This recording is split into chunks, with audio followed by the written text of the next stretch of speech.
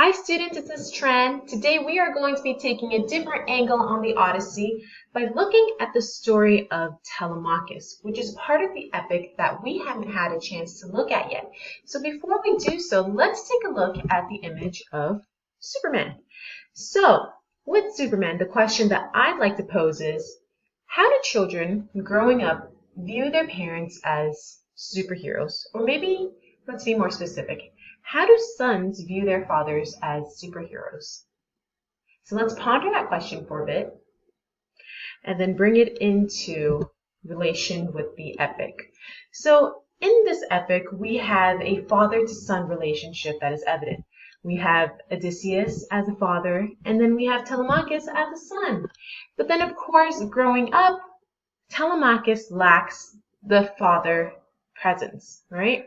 Because Odysseus is out at sea, he's fighting monsters, he's going through obstacles and tribulations, and meanwhile, Telemachus is at home, not knowing exactly how to grow up with a father figure.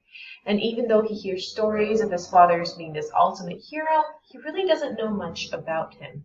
So we're going to delve into that today, keeping in mind that Odysseus is somewhat of a superhero, some kind of fictional character that Telemachus has to live up to. And we're going to take a look at how exactly Telemachus grows through this absence of his father. So, number one is taking a look at the role of sons in Homeric society. So if we're taking a look at Homeric society, we see that there's a huge emphasis on upholding reputation. So the stress was to uphold their father's reputation through two things. One was speech, and the second one was through the ability to fight well. So by having these strong characteristics of speaking and fighting well, sons were able to carry on their father's reputations. And by upholding these reputations, they're not just representing their fathers, but they're upholding these generational qualities which have been passed down from generation, from the great-grandfather to grandfather and father.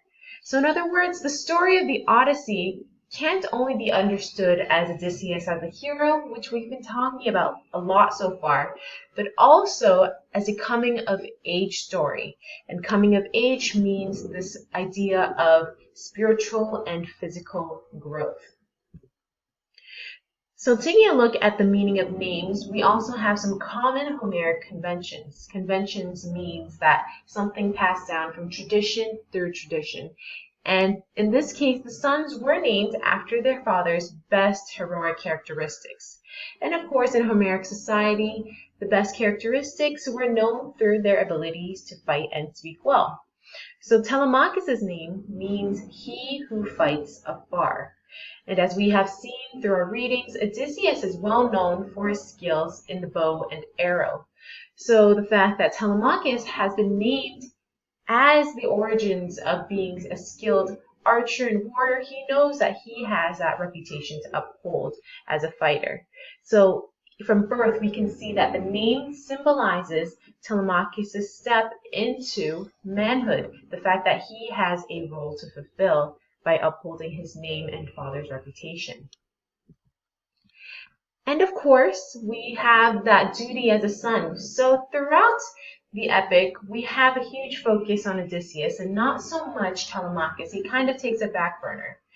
But in the edition that we're reading right now, they omit the first 4 books of the epic. And those first 4 books focus on Telemachus' story. So we take a look at the quote here. Athena visits Telemachus during these first few books, and she herself acts as a mentor to Telemachus.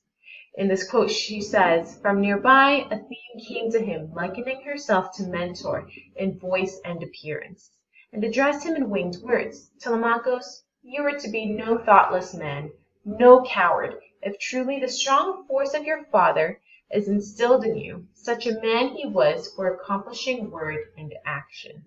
Now, taking this quote out of context, we haven't read the first 4 books, but to give some background information, Telemachus in the first few books is basically sitting at home and he's sulking, he's whining, he's complaining because he doesn't have a father figure. And what is he seeing at home? Well, he's seeing his mother Penelope get wooed by all these suitors who were barraging through their things, eating all their food, taking all their drinks, and as a young man that he is, he's thinking, can't we just get these men out of here? I can't stand them anymore. What are we going to do? And he's basically just whining and not taking any action to do anything about it. So keep that as background because that's how Telemachus starts off in the epic. And then he goes through a journey of spiritual and mental growth.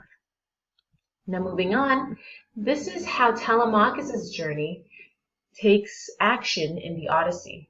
So in book 1, we have Telemachus being visited by Athena in disguise. Athena being the goddess of wisdom, and also note that she was Odysseus' mentor in the later books. She helps Telemachus realize his potential that, hey, you can't sit back and complain anymore. You have to take action and live up to your father's reputation. And this is how that sparks Telemachus' realization that he has a potential and name to live up to in becoming great like his father. Moving on, book 2, Telemachus decides to call an open assembly to the public. He calls this open assembly because he's sick of hearing and being around all the suitors, and he needs the public's help and in helping him get rid of these suitors from his home. But then the funny part is, after he calls this assembly and after speaking out loud and presenting himself to the crowds, he goes back and he kind of cries. He has a sense of self-doubt and lack of confidence, and you can see that because he's not really exactly a man yet. He's still a very young man/boy.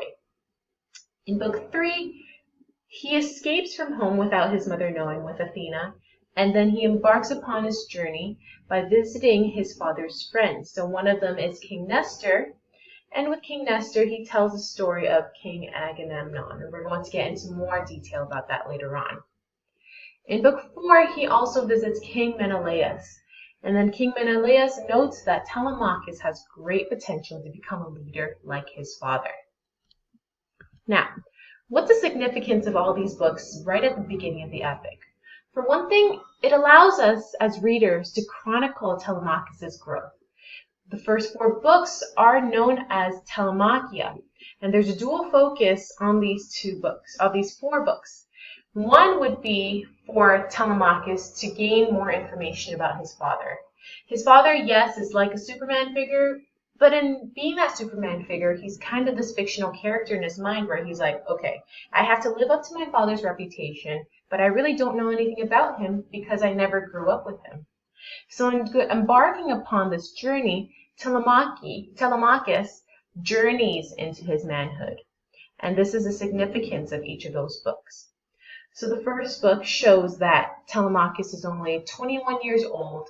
He doesn't know if his father's still alive, and he's filled with self-doubt, pity, and knows that he has no confidence to overtake the suitors, until Athena visits him and tells him, as we saw in that quote, that he needs to do something. He has to take action. The second book shows Telemachus protesting of the suitors being in his home. And by protesting, he's starting to break out of his eggshell. He's showing oratory skills and persuading mass audiences. And he's starting to show the assertion of power in being able to call people to an assembly. Book 3 reinforces Telemachus' role of being devoted and loyal to a father figure.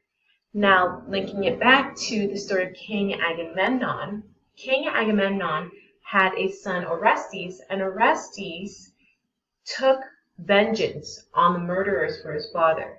So, when Nestor shares the story and when Athena reinforces Telemachus' role as a son, she creates a link between that story of Orestes and tells him that he has to fulfill that same role. And then in book 4, when he visits Menelaus, it starts to represent his entrance into manhood because now he's taking action against the suitors and living up to his father's reputation. So what is the point of chronicling Telemachus' growth and journey? Well, it shows that as a young prince, Telemachus is able to demonstrate this growth from a child to a man.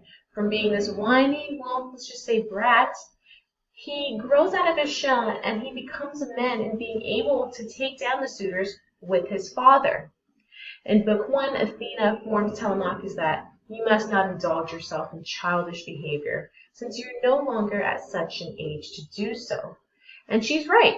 At some point, even with ourselves, we have to grow out of our shells, and we can't always be whining. We always have to take action.